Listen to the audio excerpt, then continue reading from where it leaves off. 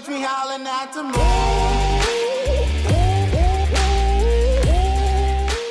What's up, guys, and welcome back to Park Pros. After 2 years of following the project, from digging through public files to actually getting to tour the construction site last fall, the Lost Island theme park in Waterloo, Iowa is now officially open to the public. For those unfamiliar, the Lost Island theme park is the Birch family's follow-up project to the very successful Lost Island Water Park, which is consistently ranked as one of the top water parks in the nation. The Birches have been accumulating amusement attractions from around the world for years. And after breaking ground on the project in August of 2019, the theme park has officially opened to the public in June of 2022. I recently had the chance to visit the Lost Island theme park, and in this video, I'll tell you everything you need to know about the Midwest's newest theme park. But first, if you guys plan on visiting Lost Island or any other theme park in the country this year, go check out my Theme Park Essentials Amazon storefront. It's a selection of items that I personally put together that are things that I use literally every single time I visit a theme park, so it should be a one-stop shop for you guys. Plus, it helps support the channel. So go check it out, it'll be the first link in the description. The whole premise and theme of the Lost Island theme park is to transport you from the cornfields of Iowa to an immersive, magical tropical paradise. The park features 5 themed lands, which are referred to as realms. There's the Mira Fire Clan, the Yuta Earth Tribe, the Awa Water Nomads, the Udara Air Kingdom, and the Tamariki Spirit Realm. The park's opening year lineup features 25 attractions, ranging from children's rides to immersive 4D interactive adventures to thrilling roller coasters. So let's take a moment and do a lightning round on the rides of Lost Island. And although we typically just do this for roller coasters, since this is a new park, we'll highlight some of the other main attractions as well. Matsugani is the park's intimate accelerator coaster located in the Yuta realm. Unfortunately, due to some supply chain issues, the ride was not yet ready to operate for the park's opening day or my visit to the park. But I will say with a high degree of confidence that this is going to be the thrill seeker's favorite ride in the park. Although it may not be the biggest or fastest launch coaster out there, it has some rapid transitions and tight inversions that result in a thrilling ride. Themed after an evil pit viper, it also has some really good looking thematic elements to it. This will no doubt be one of the marquee attractions at the park going forward, and I look forward to riding and reviewing it once it opens. Nopuko Air Coaster is the park's Vekoma suspended looping coaster. It's got that vibrant purple color scheme and really dominates the park skyline, sitting right next to the parking lot. For those unfamiliar, this specific model of coaster is notorious for delivering pretty rough rides. However, during the park's construction, it received new generation trains and underwent an extensive track rehab, which I think made a big difference in the ride experience. And of the 4 SLCs I've been on, Nopuko is probably the second smoothest. It also happens to be the most intense ride in the park, and I think it'll probably still hold that title once Matsugani opens. Lokolo is your typical wacky worm kiddie coaster located in the Tamariki realm, which is the children's section of the park. This is a great starting coaster for the kiddos and has this extremely adorable Zero car. Volcano Quest for the Golden Idol is the park's shooting dark ride located in the Miro realm within the massive volcano. This is arguably the park's marquee attraction, and alongside Matsugani was one of my most anticipated rides at this park,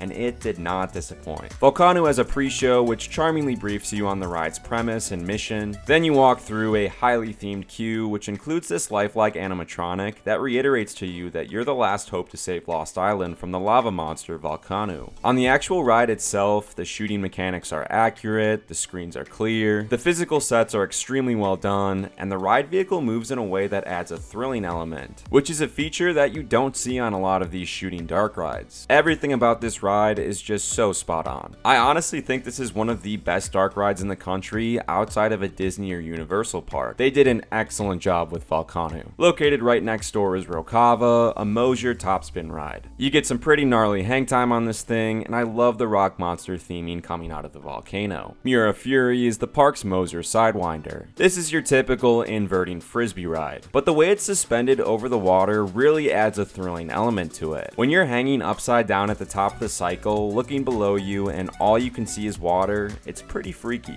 Shaman's Curse is a Zamperlo disco coaster, and while these aren't the most thrilling of rides, they are a lot of fun. And I like the added touch of it going over the midway. In the Udara section of the park, Amara Aviators is a Gerstlauer Skyfly where you manually control the wings to determine how intense or relaxing of a ride you want. It was my first time riding one of these models, and if you learn how to spin it correctly, you can get a pretty thrilling ride. Skyborne is the park's SNS drop-and shot tower, Tower, which is themed around the invention of flying machines. It has a highly themed queue and backstory, which even includes a pre-show explaining to you that you're the test subject for their newest prototype. It's a really fun drop tower, and I love the sensation of being shot right back up at the bottom of the drop. That's a rundown of some of Lost Island's main attractions. Now let's talk a little bit about the park itself. One thing that Lost Island did an excellent job of is consolidating rides of similar thrill levels into the same realms. Families with very young kids will probably be spending most of their day in the Tamariki realm, which is very clearly designed to be the children's area of the park. Then a step up from that would be the Awa realm, where you do have a few moderate thrill rides, but every ride in that section is still pretty family friendly. Then for the older thrill-seeking crowds, most of your time is going to be spent in the Udara, Mura, and Yuta realms. The overall theme and aesthetic of this park met and may have even exceeded my high expectations. The park features vibrant colors that really pop, and there's a high level of attention to detail that really immerses you into each realm. And each of the 5 realms really do have their own distinct feel to them. From the unique color palettes, to the ride designs, to the infrastructure, each realm is its own experience. And it's unmistakable when you leave one realm and enter another. The park's attention to detail is even down to the music. For example, the Mura realm has this very tense and upbeat, percussion-heavy soundtrack, while the Udara realm's tracks utilize soft flutes and piano and are very graceful and elegant feeling. The small attention to details on little things like this goes a long way into immersing you into these lands and selling you on each of their themes. I also really like the way that water is incorporated into the park. Not only does the lake give the park a really nice backdrop, but also helps make it feel like you're on an actual island. The rock work and the way that the water weaves in and out of the pathways contribute to this really authentic natural feel the park gives off. One thing I will say is that right now, the park does feel a little bare. Now some of this is by design, and there are clearly spots within the park that they're saving for future editions. But because they put in 32,000 plants this spring that haven't really had that much time to grow, there is a lot of bare, uncovered ground space. You can also see across the entire park from basically anywhere you are, which is something I can say I have never experienced at a theme park before this. Another challenge that arises from this is that the park does not currently have a ton of natural shade, so that's definitely something to keep in mind during your visit. But luckily for the park, these issues should resolve themselves over time. Give it 2 to 3 years for all the foliage to grow out, and Lost Island is going to be an absolutely gorgeous park. Because from the pathways, to the rock work, to the water features, they nailed just about everything else. Some other rapid fire notes and observations about Lost Island. As a park that had been officially open for less than 10 days when I visited, you could tell that they were still working out the kinks a little bit. But to expect anything more would be unfair, and all the employees were really friendly and doing a great job. The park has this gorgeous, vibrant front entrance, one of the best in the country, I'd say. There are 2 main dining buildings within the park, the first being the Totara Market in the Yuta region, which had pretty typical theme park food like burgers and sandwiches. Then in the Awa region, there's the Whalebone Grill with some fish and seafood options, including coconut shrimp. Lost Island has a companion app which walks you through the aura and the history of the 5 realms, and you can use it to track ride miles and earn badges. I would especially recommend it for families with kids. There's a few interactive elements around the park, which is really a nice touch. Overall, I really like the positive themes and messages the park spreads. From discovery and creativity to preservation of land and water, it just gives off really good vibes. Now you've probably noticed in this video that for the most part, the park looks pretty dead. And that's because it was. There were not very many people in the park on the day that I visited, and I think there's a couple reasons for that. First, obviously one of the park's headlining attractions is down, and I'm sure a lot of people are holding off visiting until Matsugani opens. And second, I don't think a lot of people know that the park is actually open now. So hopefully this video will help out a little bit with spreading the word on that. Now if you're a coaster enthusiast who's not from the area, I get why you'd want to hold off on traveling to Lost Island until the park's headlining coaster is open. But if you're a local Iowan who's probably going to visit the park again anyways, I would say the next couple of weeks are probably a pretty good time to go. You will not wait for anything, and once Matsugani opens, opens, I don't think that's going to be the case anymore. So let me sum up my overall thoughts on the Lost Island theme park. First, it's been so fun to watch this project from its conception to its construction to this culmination of finally getting to see it come to life. For a brand new theme park, I think its opening year offerings are really solid. They have a diverse selection of both family friendly and thrill rides, and Volcano is a world-class dark ride. Plus, their lineup is going to get a major boost when Matsugani opens, and the log flume that's opening next year looks like it's going to be on par with the excellent theming the rest of the park already has. Overall, I really enjoyed my first of what I hope is many visits to the newest theme park in the Midwest. While I still have you here, be sure to subscribe to my channel for all kinds of theme park and roller coaster content, news, and reviews. But that's going to do it for my Lost Island theme park review.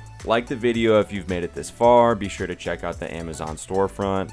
And as always, thank you guys for checking out the video, especially those who have followed this project with me since I first covered it 2 years ago. Stay tuned to the channel for more content, and we'll see you all next time.